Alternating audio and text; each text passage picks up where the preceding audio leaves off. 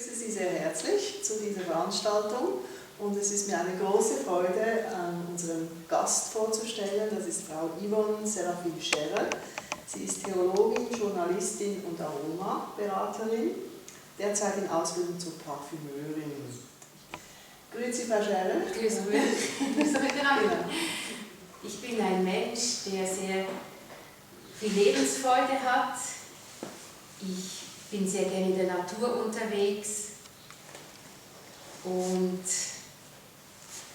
ich habe alles gerne, was schön klingt oder gut riecht.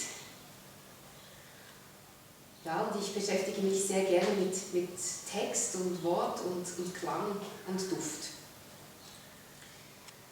Ich bin erblindet mit 7 Monaten ungefähr am Netzhautkrebs. Die Krankheit, die ich habe, heißt Retinoblastom. Das bedeutet, also ein Blastom ist ja ein Tumor, der ein Kind bereits im Mutterleib hat. Und so kommen die Kinder dann zur Welt und irgendwann findet man das heraus.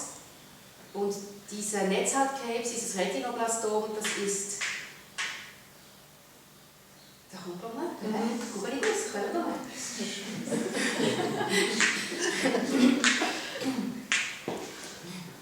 Es ist so lustig, in dieser warmen Jahreszeit gibt es sehr interessante Geräusche beim Gehen. Und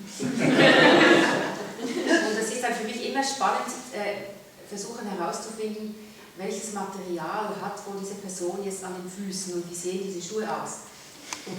Das ist so ein Spiel. Ja, dieser Netzhautkrebs, der ist zwar bösartig, macht aber keine Metastasen, deshalb kann man in der Regel das Leben des Kindes retten. Es gibt dann zum Teil, heute wird das alles gelasert mit relativ viel Erfolg, aber auch nicht immer. Mein Augenbläser hat mir gerade gesagt, es gäbe wieder mehr Fälle von Kindern, wo man nichts mehr machen kann. Das bedeutet dann, dass man die Augen wegnehmen muss, weil sonst wächst der Tumor ins Gehirn und bringt das Kind dann um. Und deshalb habe ich dann mit 7 Monaten meine Augen verloren und habe dafür jetzt schöne aus Glas. Ich sage immer Seelenfenster aus Glas. Ja, vielen Dank. Meine erste Frage an Sie, was bedeutet denn für einen blinden Menschen, was bedeutet Licht? Ja, so Licht ist zuerst einmal eine theoretische Größe. Man lernt das, man weiß, dass es das gibt, aber man weiß natürlich nicht so genau, was gemeint ist, weil für uns ist Licht, es kann irgendetwas sein. Ich habe neulich gesagt, das ist für mich ein Duft, der Bitterorangenduft, der Neroli-Duft, das ist für mich wie Licht. Oder es gibt auch Klang, der wie Licht ist. Man lernt das dann natürlich und für mich ist Licht etwas, das mir ein Wohlgefühl schenkt. Also ich fühle mich in meinem Körper wohl, wenn es hell ist, wenn ich im Licht bin. Deshalb gehe ich sehr gerne in die Tropen zum Beispiel. Ich fühle mich wohl, es gibt so ein Gefühl von Sicherheit. Natürlich spürt man bei der Sonne die Wärme und man lernt auch über Licht aufgrund der anderen Menschen. Also wenn die Leute sagen, es blendet mich oder ist meine Sonnenbrille oder so, man denkt, weil das Problem hat man nicht. Ja, und so lernt man dann langsam, dass es zu stark sein kann, dass es aber auch wichtig ist. Ich vergesse zum Beispiel immer Licht zu löschen. Also das Licht ist für mich etwas, was mir sehr wichtig ist, aber das natürlich immer noch eigentlich Theorie ist, weil ich es nicht sehe. Und ich spiele einfach ein bisschen damit. Ich lebe sowieso mit meiner Behinderung so. Also ich gehe die ganze Sache gerne mit Fantasie an, weil man kommt am weitesten. Ja, vielen Dank, das hat was. Ja, jetzt ist es ja so, dass viele blinde Menschen eben auch, weil sie das Licht nicht sozusagen über das Auge wahrnehmen können, eben auch deren innere Uhr sich nicht richtig synchronisieren kann mit der Außenwelt und viele blinde Menschen haben deshalb auch Schlafprobleme oder eben Probleme mit ihrer biologischen Uhr. Jetzt wollte ich Sie fragen, wie ist es bei Ihnen? Haben Sie da Ähnliches zu berichten? Ja, es kommt immer darauf an, ob die Netzhaut noch in der Lage ist, Licht in irgendeiner Form aufzunehmen. Ich kenne Leute, die sehen nichts, aber die Netzhaut ist doch noch lebendig und die kann das Licht aufnehmen und diese Menschen leiden in der Regel nicht unter Schlafstörungen. Wenn aber jemand gar keinen Netzhautlichteinfall hat, wie jetzt ich, weil ich gar keine mehr habe, oder auch sonst die Netzhaut einfach so zerstört ist, dass sie das nicht mehr kann, dann sind die Schlafstörungen gegeben. Ich kenne niemanden, wirklich niemanden, gut, es gibt jetzt auch nicht Millionen von denen, aber ich kenne niemanden, der oder die eine nicht mehr intakte Netzhaut hat und keine Schlafprobleme. Das gibt es eigentlich nicht. Also das heißt, man muss mit dieser Tatsache leben. Soll ich Ihnen ein bisschen erzählen, wie das so sich angefühlt hat als Kind? Oder? Das wäre sehr, ja? Ich glaube, das wäre für alle sehr interessant. Also als Kind war es für mich sehr schwierig, überhaupt herauszufinden, warum man zu einer bestimmten Zeit schläft und warum man zu einer bestimmten Zeit wach ist. Ich habe das überhaupt nicht verstanden. Ich habe zwar verstanden, dass es Nacht und Tag gibt, das hat sich auch anders angefühlt, es hat alles gerochen, das war kalt oder warm oder irgendwas. Im Sommer gab es andere Klänge in der Nacht, im Winter hat es manchmal gestürmt. Also das habe ich schon verstanden, aber ich habe nicht verstanden den Rückschluss, dass ich jetzt schlafen müsste, wenn es eben, wie die anderen sagen, dunkel sei. Und ich schlief sehr wenig. Ich hatte das Agreement mit meiner Mutter, dass wenn ich gar nicht schlafen kann, dass ich aufstehen darf, in einen Raum gehen darf, die Türe schließen und spielen, aber dass ich sehr leise sein muss. Das habe ich gemacht. Und das Verrückte war, sie hat mir gesagt, es hat mir so leid getan, weil sie wusste, das ist nicht gesund. Also wenn ein Kind nicht schläft, das ist nicht gesund, aber sie wusste einfach nicht, was man machen kann. Und es wurde auch nichts gemacht. Und wenn man sehr jung ist, dann kann man das irgendwie kompensieren. Also ja. Und wenn man dann älter wird, dann wird das immer schwieriger. Also, und ich denke, ja, das Tag und Nacht, viele blinde Menschen haben die Nacht sehr gerne, ich gehöre auch zu denen. Der Grund ist die Stille. Es ist sehr angenehm für uns. Als Kind war mir der Tag viel zu laut. Ich bin, nebst dem, dass ich nicht sehe, auch noch hochsensitiv. Jetzt können Sie sich vorstellen, was da für eine Menge von Infos reinkommt, jeden Tag, immer, wenn ich dann noch allein unterwegs bin, sowieso. Und dann ist es still und das ist einerseits sehr angenehm, weil es einfach, man kann sich entspannen. Andererseits kann die Stille aber natürlich, wie für alle Menschen, auch etwas Bedrohliches haben, weil man sich fragt, lebt überhaupt noch jemand? Sind noch Menschen auf dieser Erde oder wurde die evakuiert? Wenn man zum Beispiel aufwacht und man hört nichts, dann denkt man, wo bin ich jetzt hier und lebe ich überhaupt noch? Und also ich hatte das stark und ich weiß ich nicht, ob das alle blinden Menschen so haben. Ich glaube, das ist bei mir ausgeprägt, weil ich bei meiner Operation zweimal also ich war tot, man hat mich dann einfach wieder geholt, weil ich habe die Narkose nicht ertragen. Ich habe das Schlafmittel nicht ertragen, weil ich noch eine andere Krankheit habe und das wussten die nicht. Ich habe einfach einmal zu viel geschlafen und einmal zu wenig. Jetzt können Sie sich etwa vorstellen, ja, das ist natürlich schwierig und man ist dann nie so sicher, wo bin ich eigentlich, und das habe ich manchmal bis heute. Es ist viel besser, aber ich habe das. Ja, und das wurde dann immer schlimmer. Also als ich die Matur machte, habe ich eine schwere Depression gehabt, weil ich konnte nicht mehr schlafen. Und das zeigt jetzt eigentlich schon die Problematik. Ich glaube eben, dass diese Störung, diese Unfähigkeit des Körpers, diese Ratlosigkeit des Körpers, was soll ich machen, wie soll ich mich einrichten, wonach soll ich mich richten, weil ich muss mich nach etwas richten, was mir überhaupt nicht entspricht, weil die Welt so ist, wie sie ist. Das ist nicht nur beim Tag und Nacht so, das ist auch in ganz vielen anderen Bereichen so. Entweder gelingt mir das oder ich kann mich verabschieden. Also ja, das ist in der Arbeitswelt so, das ist ganz an vielen Orten so und das ist wirklich nicht einfach. Und ich glaube eben, das ist nur ein Faktor. Es gibt da noch ganz viele andere. Die meisten blinden Menschen, die ich kenne, die haben ebenso schwierige Erlebnisse, wie ich sie vorhin geschildert habe. Vielleicht wurden sie von ihren Eltern abgelehnt. könnt euch vorstellen, wie schwierig das ist. Das gibt es bis heute oft. Das ist eigentlich der Normalfall. Ich hatte ein riesiges Glück, weil meine Eltern haben gesagt, das ist jetzt einfach dein Markenzeichen, aber du bist ein Kind wie jedes andere auch. Und wenn jemand das Gegenteil behauptet, dann glaub es einfach bitte nicht, weil das stimmt nicht. Und es gibt dann noch die Schwierigkeit, dass wir ja einer unglaublichen, starken, hohen Präsenz, wir müssen die irgendwie hinkriegen. Also ich muss es schaffen, so wach zu sein, dass ich das, was Sie sehen, kompensieren kann.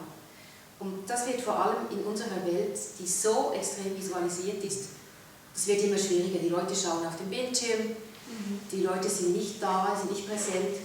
Überall gibt es Hindernisse, diese berühmten Trottinetts, die E-Trottinetts.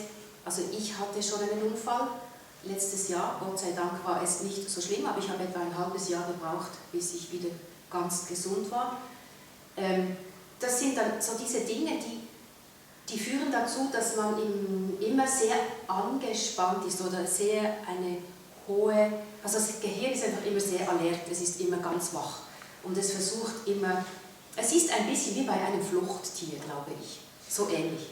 Ich komme mir manchmal vor wie in einem Roadmovie und ich muss flüchten. Und wenn man dann plötzlich schlafen soll, ja, dann kann das Gehirn das einfach nicht, weil das ganze System ist auf Flüchten, Rennen, Adrenalin, die ganzen Stresshormone oder sind hoch und dann soll ich jetzt einfach da liegen und schlafen. Ja, Halleluja, das geht einfach nicht.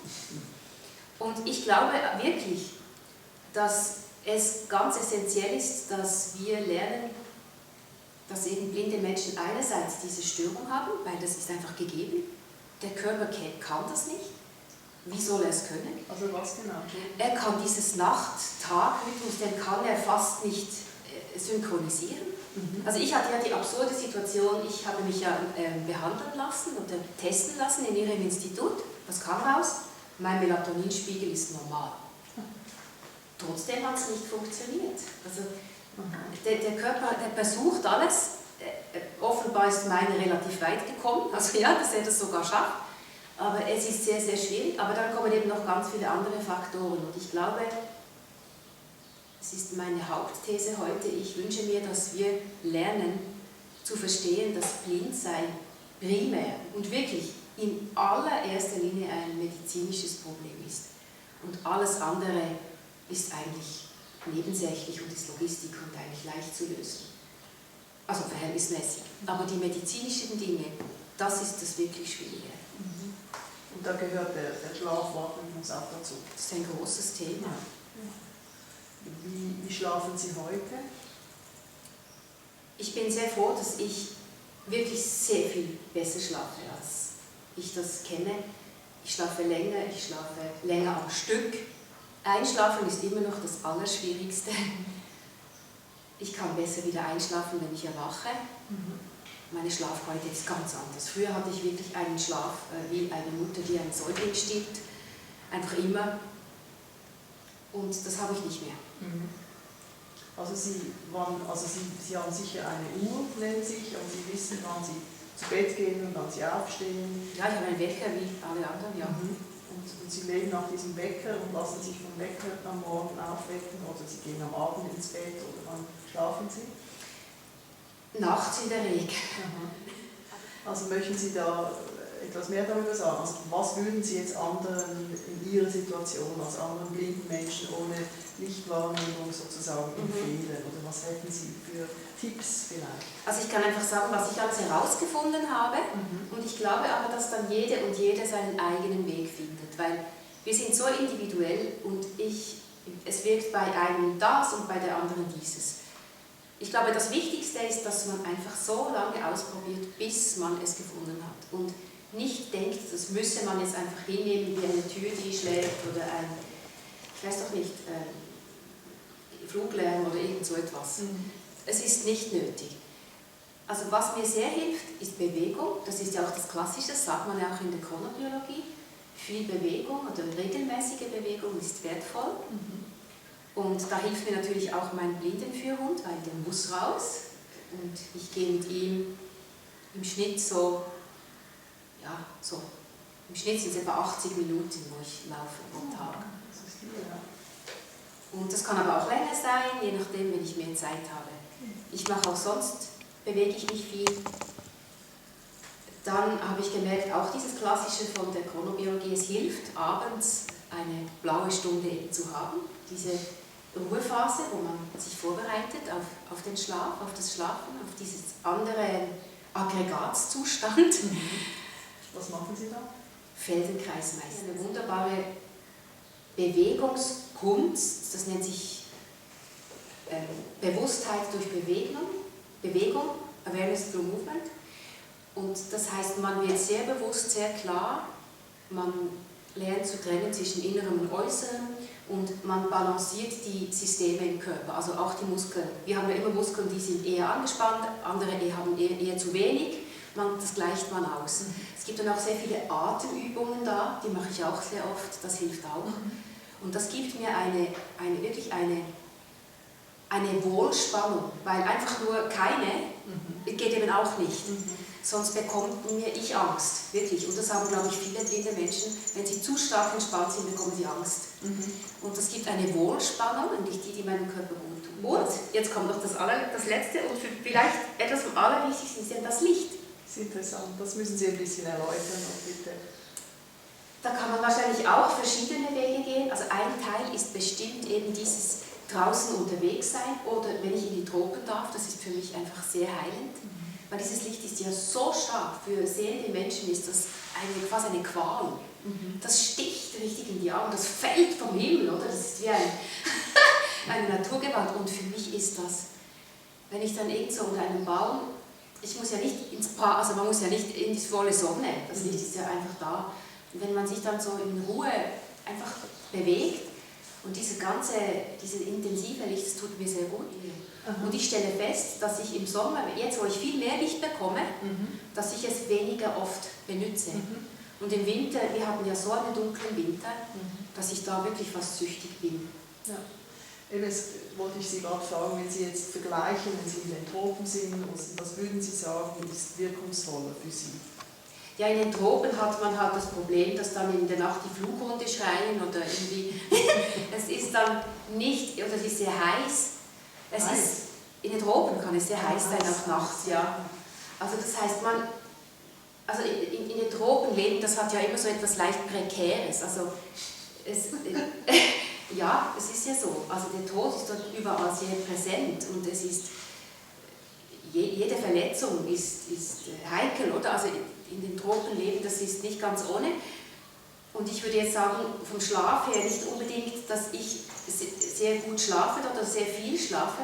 Trotzdem fühle ich mich so vitalisiert und so glücklich, wenn ich dort bin, dass ich es jetzt hoffentlich dann auch wieder machen kann. Man könnte ja wahrscheinlich auch mit diesen Winterdepressionslampen versuchen oder was dann halt diesen Menschen hilft. Ich glaube, es ist auch, glaube ich, ein bisschen eine Frage der Sensitivität bei den Menschen, habe ich gemerkt. Also ich bin jetzt jemand, ich reagiere sehr stark. Je sanfter die Einwirkung ist, je stärker reagiert mein Körper. Und es gibt aber Menschen, die brauchen irgendwie stärkere Hämmer, oder? Dass sie dann reagieren. Also auch bei den blinden Menschen ist das nicht gleich. Und deshalb glaube ich, einfach probieren. Sehr interessant. Jetzt würde ich gerne noch etwas fragen. Wir hören ja heute auch noch etwas über den Mond und den Schlaf. Jetzt wollte ich Sie fragen, was denken Sie, spüren Sie den Mond? Verändert das Ihren Schlaf? Oder wie ist das für Sie? Also der Mond ist für mich ganz wichtig. Ich bin bei Vollmond geboren und vielleicht hat das auch einen Effekt, ich weiß es nicht. Übrigens am Sonntag um 5 Uhr. Und dieser Vollmond, das ist für mich ganz, ganz eine wichtige Kraft. Also ich liebe diese Vollmondnächte und ich habe immer das Gefühl, ich spüre dieses Licht fast noch mehr als das Sonnenlicht. Vielleicht auch wieder, weil es sanfter ist, ich weiß es nicht. Schlafen bei Vollmond, das ist so lala, manchmal sehr gut, manchmal gar nicht. Öfter gar nicht, aber das sind dann so Nächte, wo es mich das stört mich nicht so sehr. Es ist dann einfach so. Und auch Neumond ist ganz etwas Wichtiges für mich. Ich finde dann diese Nächte, wo der Mond weg ist, schwierig. Es ist wirklich so ein Gefühl wie Heimweh oder wie etwas stimmt nicht. Ich bin dann immer so leicht alarmiert. Und das Neumond, also die Nacht des Neumonds ist für mich immer sehr, freue ich mich immer sehr, weil ich einfach weiß, jetzt kommt der Mond wieder und übrigens riecht der Mond. Also da müssen Sie sich mal achten, Vollmond riecht und Neumond riecht und zwar fast gleich. Nur der Vollmond riecht viel stärker, also das verändert offensichtlich die Düfte auf der Erde. Also meistens ist es ja mild in Vollmondnächten. Und ich vermute, das hat damit zu tun, gut, jetzt im Winter kann es auch sehr kalt sein, wenn es klar ist natürlich der Himmel. Aber es gibt sehr oft milde Vollmondnächte und Düfte brauchen ja eine gewisse Temperatur, damit sie sich überhaupt lösen können und verflüchtigen können. Vielleicht hat es damit zu tun, aber auch Neumond, ich mag Leermond nicht so, ich sage lieber Neumond, das klingt positiver. Und auch bei Neumond, und wonach riecht es denn? Es ist wirklich schwierig zu beschreiben. Es riecht nach Frühling. Interessant. Könnte ich vielleicht am ehesten sagen, und zwar in jeder Jahreszeit. Und ich merke es dann manchmal auch erst, weil ich es eben rieche und denke, oh, das riecht nach Mond. Und dann frage ich, hat es Mond? Ja. Gut, jetzt lasse ich mir auch diese Infos immer schicken, damit ich auch wirklich in dem Rhythmus leben kann. Ja, Mond ist für mich ganz wichtig, aber eben, es gibt wahrscheinlich ganz viele blinde Menschen, die würden sagen, weil leider gibt es die Tendenz, und das ist etwas, was mich sehr traurig macht, weil die blinden Kinder immer hören, das ist nichts für dich, das siehst du sowieso nicht und das kannst du sowieso nicht. Irgendwann glauben sie das eben. Und das ist eigentlich ganz schlimm. Weil der Mond gehört allen, wo man den sieht oder riecht, das ist doch egal. Der hat eine solche Kraft, ich meine, der verändert die Meere, stelle man sich das vor, der verändert das Pflanzenwachstum. Und dann kommt jemand und sagt, nur weil du nicht siehst, ist es nichts für dich, das ist lächerlich. Ja, Aber unsere Welt ist manchmal so simpel gestrickt, das ist erstaunlich. Und ich habe einfach gemerkt, am besten, wie ich am Anfang gesagt habe, vergesse ich alles, was ich weiß und probiere es mit der Fantasie oder mit meiner Imagination, ist vielleicht ein besseres Wort. Und dann kommt man weit. Ja, also das war ein sehr schönes Schlusswort sozusagen und eine sehr schöne Runde, die wir hier gemeinsam gemacht haben. Sonst würde ich fragen, ob es Fragen gibt aus dem Publikum. Ja, ich meine, ich sage jetzt, dass ich weiß nicht, ob Sie jetzt die Richtigen sind. Also ich meine jetzt nicht im Sinn von richtig oder falsch, aber ich habe einfach wirklich einen großen Wunsch oder ein Feuer. Ich wünsche mir wirklich, dass man blinde Kinder endlich adäquat behandelt. Das ist so oft ein Thema, also unter blinden Menschen, und ich stelle einfach fest, es wird irgendwie nicht wirklich behandelt, wenn man klein ist, und später nehmen es die Leute dann einfach hin. Ja, das ist jetzt halt. Ja. Und ich wünsche mir, dass sich das ändert, weil es ist so entsetzlich, wenn man nicht schlafen kann. Man wird so krank, man wird so leidend, es geht einfach nicht. Also ich mindestens, ich kann es nicht. Und es wäre eben wirklich nicht nötig. Und da wünsche ich mir wirklich, dass es mehr Menschen gibt, die sich auf die Suche machen und denen auch geholfen wird, dort, wo sie eben gerade sind. Ja, dass Leute vielleicht ihnen sagen, ja du, aber das muss ja nicht sein. Das finde ich einen sehr wichtigen Punkt, den Sie da angesprochen haben. Sonst glaube ich, ja, können wir gerne zu den Fragen übergehen, wenn es dann welche gibt. Ja, genau. Also nochmals vielen Dank für Ihre Offenheit auch und da das mit uns zu teilen. Ja, gibt es Fragen aus dem Publikum? Ja? Ja, also ich habe mir jetzt überlegt, ich war sehr erstaunt, dass das Licht über die Augen so stark aufgenommen wird. Und, ob es nicht, oder ob man das weiß oder ob man es nicht weiß, ob Licht nicht auch über die Haut aufgenommen Doch, wird. Wird, ja. Deswegen nützt ja auch diese Lichttherapie, die ich mache, weil das geht ja über meine Haut. Der Verlust des Auges ist eigentlich für deinen Körper medizinisch gesehen eine Katastrophe, das ist schwierig. Wir konnotieren ja Blindsein anders, also wir geben dem andere Schrecken, aber für den Körper ist das wirklich schwierig und ich glaube, dass eben dieser fehlende Lichteinfall wirklich wirklich für den Körper eine riesige Herausforderung ist, weil er es nicht schafft, über die Haut genügend Licht aufzunehmen. Ja, also ich würde dem zustimmen, dass eben die innere Uhr eben vor allem über die Augen, über das Augenlicht, über den Augennerv, dass dann zur inneren Uhr diese Verbindung dann stattfindet und dass eben dort dann diese Information für die innere Uhr deponiert wird, dass wann ist Tag, wann ist Nacht, dass die Synchronisation so stattfindet und das dann eben auch im Körper weitergegeben wird. Und die Haut kann das zwar auch, und das ist medizinisch, also ja, sicher für den Körper sehr wertvoll, aber der Uhr nützt das irgendwie nichts. Genau. Das stimmt, genau. Geht am falschen Ort hin irgendwie, diese Info. Ja, also wir schließen, also im Moment ist es so, wir schließen es nicht 100%ig aus, aber wir sind immer noch der Meinung, oder es gibt die Evidenz im Moment ist so, dass die innere Uhr nur durch das Licht über die Augen sozusagen gestellt wird. Netzhaut, ja. Genau. Ja, andere Fragen? Vielen Dank. Das, denke ich, war eine gute Frage von den Doktorandinnen, die noch hier sind. Ja, ich habe auch eine Frage. Danke auf jeden Fall, dass Sie Ihre Erfahrung mit uns geteilt haben. Das war, denke ich, sehr interessant für uns alle. Mich würde interessieren, weil Sie erzählt haben, als Kind eben was für Sie gar nicht klar, warum Sie in der Nacht schlafen sollen und am Tag wach sein sollen. Was würden Sie sagen, in welchem Alter haben Sie das dann mehr verstanden und mehr angefangen, es zu versuchen umzusetzen? War das so mit Eintritt in die Schule dann eben als äußere Faktoren? Oder? Also das hat sicher geholfen. Ja, das war sicher eine Hilfe, aber ich erinnere mich, dass ich auch dann immer halbe Nächte wach gelegen habe. Ich habe einfach nicht so darüber nachgedacht, es war einfach so. Meine Schwester hatte Angstträume, ich konnte nicht schlafen. Ja, aber das hat schon geholfen, ja. Das hat geholfen. Aber eigentlich ist mir fast am wohlsten, also bis heute, wenn ich keinen Rhythmus haben muss. Also ich habe es mir jetzt so eingerichtet, also ich bin ganz schlecht mit am Morgen um 8 auf der Matte stehen. Ich bin ja auch ein kreativer Mensch. Ich arbeite am besten eigentlich in diesen Bereichen. Ich kann das, weil ich es gelernt habe, aber ich muss mich zwingen.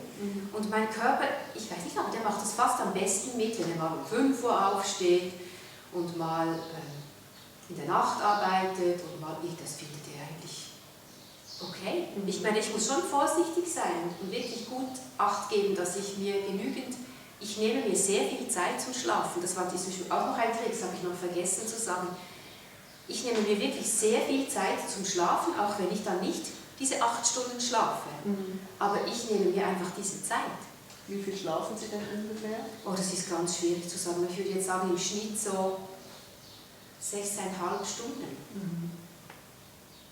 Nee, vermutlich. Aber ich nehme mir eigentlich 8 Stunden Zeit, wenn immer möglich. Ja.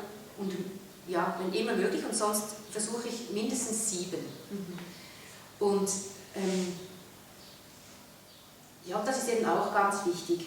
Und das hat geholfen, aber wie gesagt, ich glaube, man wird nie, also ich bin auch nicht sesshaft, aber eben, ich finde, das müsste man jetzt vielleicht auch noch mehr Menschen fragen, weil ich weiß einfach, ich hatte eine Kollegin, die hat Schicht gearbeitet, der ist auch beim Radio, das ist die gleiche Krankheit wie ich, das war für den die Hölle. Diese Schicht auch. Hat nicht mehr geschlafen.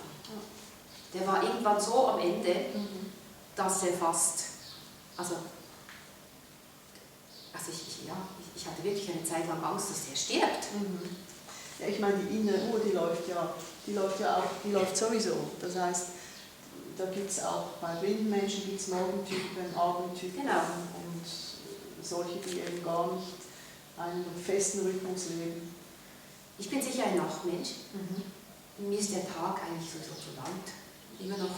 Ich habe den Morgen gern, den Abend. Ich habe die Dämmerung und die blaue Stunde eigentlich am liebsten. Und die Nacht.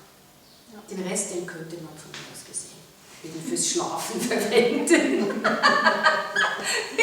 Ja, sagen Sie das denen, die alle, die früh aufstehen und arbeiten müssen. Dann. Ich weiß. Ja, das muss ich auch. Ich bin heute auch um 6 aufgestanden, weil ich um 7 in den Wald musste, weil es so heiß ist, dass mein Hund das einfach braucht. Oder dann mache ich das. Genau. Ja. Nein, ist sehr gut. Es gibt noch Herr Gajochen noch eine Frage. Ja, Vielen Dank für das sehr interessante Interview und die Einsichten, die man als Sehenden bekommt. Mich interessiert Ihren Hund, also Sie haben ihn gerade erwähnt, der hat ja auch einen Schlaf-Wach-Rhythmus, nehme ich an. Passt das sich an Ihren Schlaf-Wach-Rhythmus an oder ist es eher umgekehrt? Sie haben gerade gesagt, Sie mussten heute in den Wald wegen dem Hund. Also bestimmt der Hund oder Ihr Hund ein bisschen Ihre Aktivität am Tag und in der Nacht oder ist das gegenseitig? Also er passt sich eigentlich mehr mir an. Ich bin einfach dafür besorgt, dass es für ihn als Hund fair und gut zu leben ist. Also ich habe einen Labrador und einer der größten Vorteile dieser Rasse ist die große Flexibilität und Anpassungsfähigkeit. Mein Hund würde nie jemanden wecken morgens. Nie. Das ist aber eine Ausnahme. habe ich ihm ausgetrieben. Nein, das kann man den Hunden beibringen. Ich muss einfach schauen, dass er wirklich leer ist, oder, wenn ich das will. Dass er wirklich nicht raus muss. Es gibt einfach, also er kann sich wirklich unglaublich gut anpassen und ich bin einfach dafür zuständig, dass er genug draußen ist, dass er so frisst, dass er die Kraft hat zu arbeiten, dass er nicht zu viel bekommt. Es gibt einfach Dinge, die ich weiß, da muss ich wirklich ganz sorgfältig sein und wenn ich darauf achte, dann kann der Hund sich dann einfach meinem Rhythmus anpassen.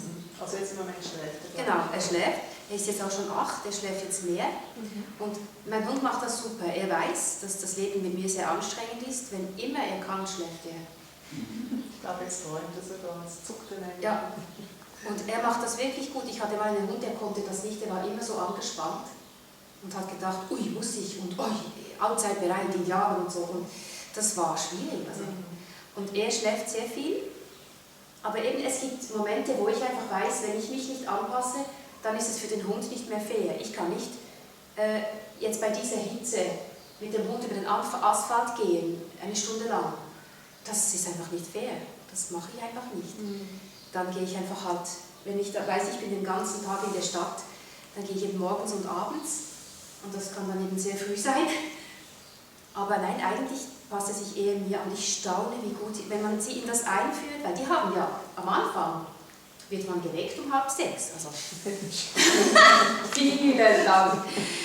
Weil die waren so in der Schule, oder? Da kam der Tierpfleger um 6. Und ich staune, es ist unglaublich. Ich meine, ich reise auch so viel und die haben übrigens auch keinen Jetlag. Also ich war mit meinem ersten Hund, war ich 2-mal in Kalifornien. Die können das. Das ist unglaublich. Die schlafen einfach mehr dann. Ja, ich weiß nicht, wie sie das machen, aber die schlafen einfach, wenn sie können. Ich habe nichts gemerkt, dass der jetzt Jetlag hätte. Ja. Interessant. Also was der mir diktiert, ist halt die Zeit, die ich draußen bin. Und das ist ja auch gut so. Das hilft allen. Ja. Ja. Sehr gut. Ja, mich interessiert noch die Korrelation von körperlicher Müdigkeit und Wach- und Schlaf. Ja, das ist eine gute Frage. Und ja. Es ist sehr schwer zu beantworten. Weil ich kann todmüde sein, aber ich bin unglaublich wach. Das ist eben genau das Problem. Weil wir sind, also ich bin sowieso ein sehr wacher Mensch, aber ich glaube, das ist bei vielen Menschen wirklich so. Wir sind so präsent und wir wissen einfach, wir müssen das sein, egal wie es uns geht, weil sonst ist es gefährlich. Und wenn ich es mal nicht bin, dann verletze ich mich noch in der Wohnung die ganze Zeit, am Kopf oder so, oder? Wenn ich wirklich so erschöpft bin. Ja. Genau, also das kann man sich eigentlich nicht leisten. Und die körperliche Müdigkeit, also wenn ich jetzt in die Schneeschuhe laufe oder rudere oder irgend sowas mache, das hilft natürlich. Das hilft, aber nicht immer.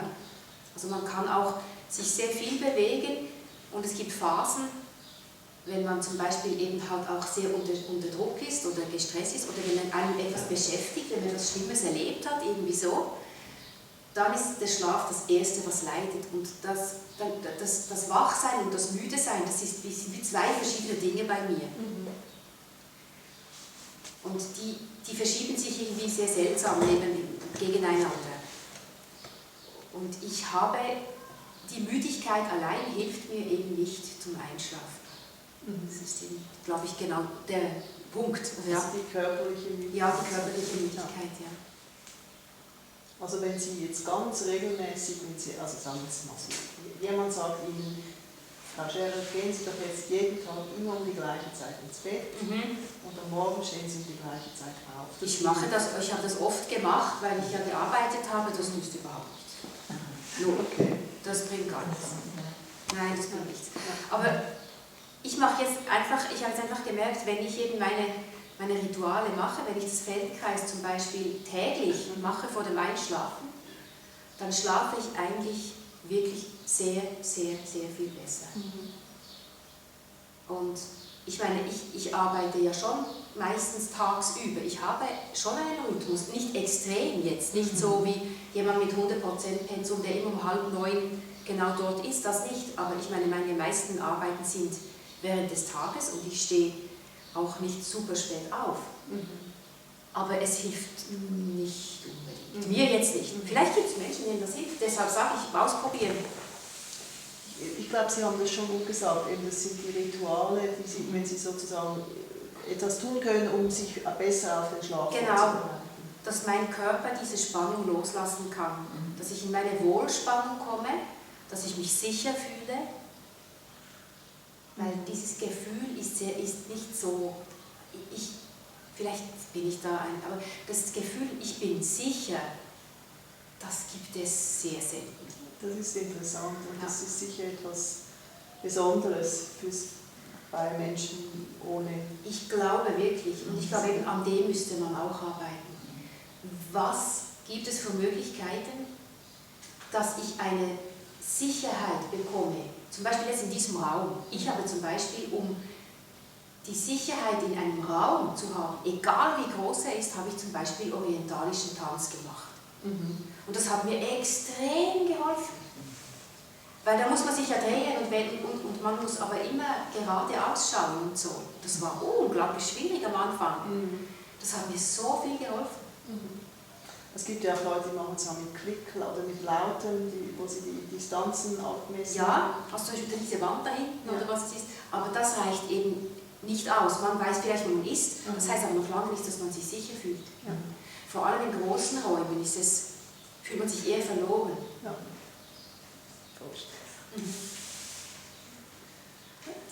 Ja, vielen Dank. Gibt es noch mehr Fragen? Ja? Ich hätte noch eine Frage. Also erstmal auch von mir vielen Dank für die Einblicke, die Sie uns gewährt haben. Was mich interessiert, also Sie haben ja gesagt, dass Sie Licht halt schon wahrnehmen können, eben nicht über die Augen, aber Sie das schon wahrnehmen, ob es irgendwie hell ist, ob es dunkel ist. Und mich würde interessieren, ob Sie jetzt bei künstlichem, also elektrischem Licht, auch Unterschiede wahrnehmen können, ob sich das halt alles gleich anfühlt oder ob Sie halt merken, ob es heller ist oder ob es irgendwie bestimmtes Licht gibt, das sich irgendwie wohler anfühlt, sage ich mal. Das ist ganz schwierig zu sagen. Also elektrisches Licht, habe ich den Eindruck, hat nicht einen sehr großen Effekt. Ich vermute das, aber dass wenn man zum Beispiel eine Salzkristalllampe empfinde ich als sehr angenehm, wo das Licht dann durch diesen Salzkristall kommt. Das finde ich zum Beispiel sehr angenehm. Oder Kerzen. Ich stelle oft fest, dass wenn ich die Kerze vergesse, dass ich gut schlafe. Wenn es nicht brennt. Ja, genau. Hat es noch nie, da muss man halt Vorkehrungen treffen. Ja, aber sonst, also elektrisches Licht, habe ich wirklich das Gefühl, ich finde es angenehm, ein Nachtlicht brennen zu lassen. Ich habe das sehr gerne. Aber ich habe wirklich den Eindruck, elektrisches Licht hat viel weniger Effekt als halt Tageslicht oder Mondlicht. Ich merke es eben auch nicht, wenn es brennt. Genau, das haben Sie gesagt. Ja. Und so eine wenn Sie jetzt eine ganz helle Lichtquelle hätten, also eben zum Beispiel so eine Lichttherapielampe, die hat ja 10.000 Lux. Ich habe es nie ausprobiert. Nein, ich würde es eigentlich gerne mal machen. Ich kann es Ihnen wirklich nicht sagen, wie sich das anfühlt. Ja, aber das wäre auszuprobieren. Und ich könnte mir gut vorstellen, dass es dann vielleicht einfach, weil es so massiv daherkommt, dass es dann hilft.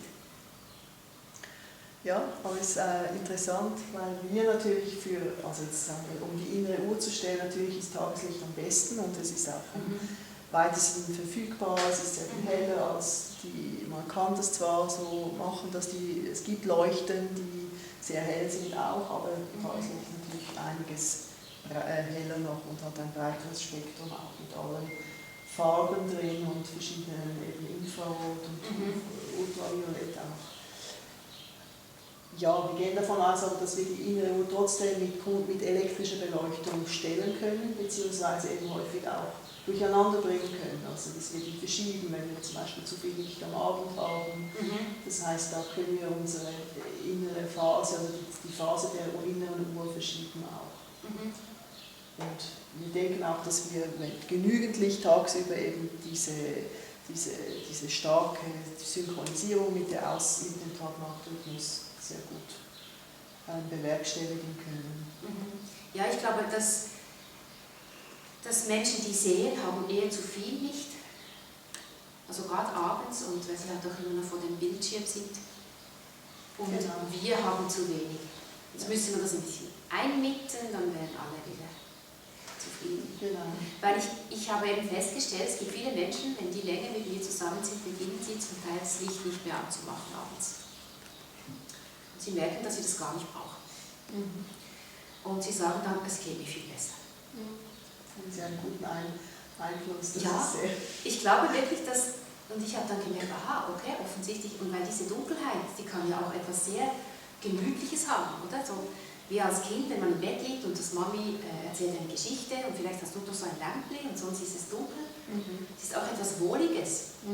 Also ich habe viel im Dunkeln gearbeitet, Lesungen gemacht, auch für andere, Kultur kuratiert im Dunkeln. Und wenn man mal es geschafft hat, den Menschen wie zu sagen, hier passiert ihnen nichts, wir schauen für sie, also ja, dann ist unglaublich, was in diesem lichtlosen Raum dann alles möglich wird.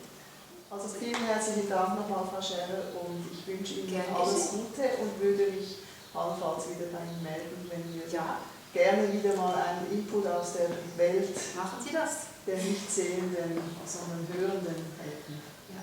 Riechenden. Danke auch.